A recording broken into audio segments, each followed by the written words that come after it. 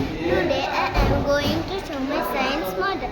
Water purification using stone, charcoal, sand and water. We all know that clean water is very important for drinking and for our health. But sometimes water gets dirty with dust and mud.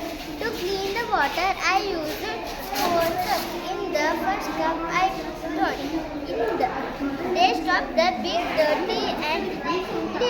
In the second cup, I put charcoal. It purifies the dust in the water. In the third cup, I put sand and it removes small dust and mud. In the fourth cup, I put water. It makes the water clear and cleaner. When I put dirty water through these cups one by one, the water that comes clear and cleaner. This shows how to filter water at home. Using simple. Thank you.